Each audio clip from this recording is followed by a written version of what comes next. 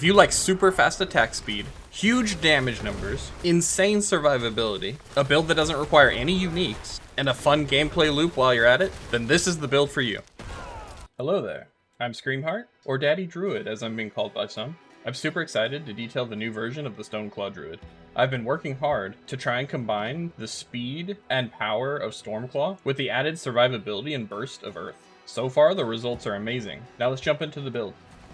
For the helmet, the best stats are basic skill attack speed, barrier generation, total armor, maximum life, cooldown reduction, or all stats. For the chest armor, the best stats are ranks to earthen bulwark, barrier generation, maximum life, damage reduction from enemies that are poisoned, damage reduction from close enemies, damage reduction while fortified, or all stats. For gloves, the best stats are critical strike chance, critical strike damage with earth skills, attack speed, lucky hit chance, overpower damage, or all stats.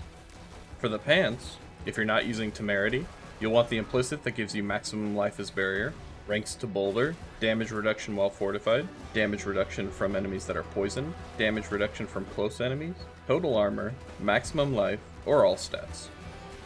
For the boots, you want the implicit with +2 max evade charges, or the implicit with evade grants 50% movement speed for 1 second. For the stats, you want movement speed, fortify generation, all stats, dodge chance, or willpower. For the weapon, you either want to use the Great Staff of the Crone, or a one-handed sword.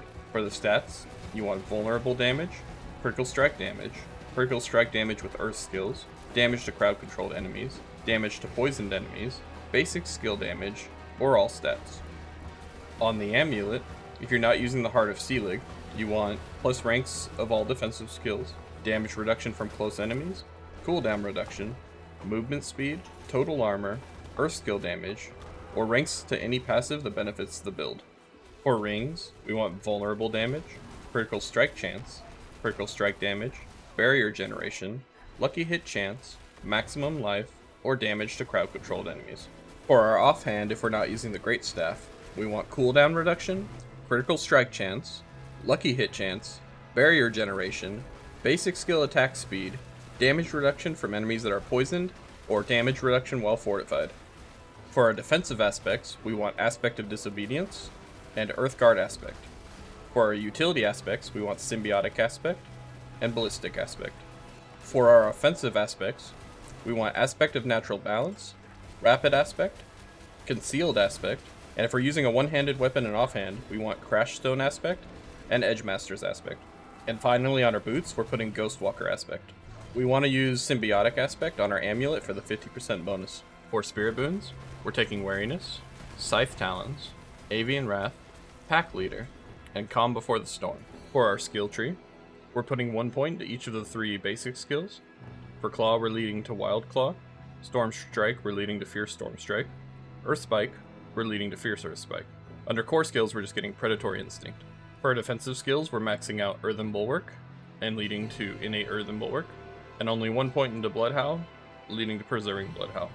We're also going to max out Vigilance. Under our companion skills, we're getting 1 point to Poison Creeper and leading to Brutal Poison Creeper. Under our Wrath skills, we're maxing out Boulder and leading to Natural Boulder. We're maxing out all 9 passives over here on the right, and we're taking 1 point in Neurotoxin so we can max out Envenom. For our ultimate skills, we're getting Petrify and maxing it out. We're also grabbing 1 point into these 2 in order to get to Resonance and maxing that out. For our Keystone passive, we're choosing Nature's Fury.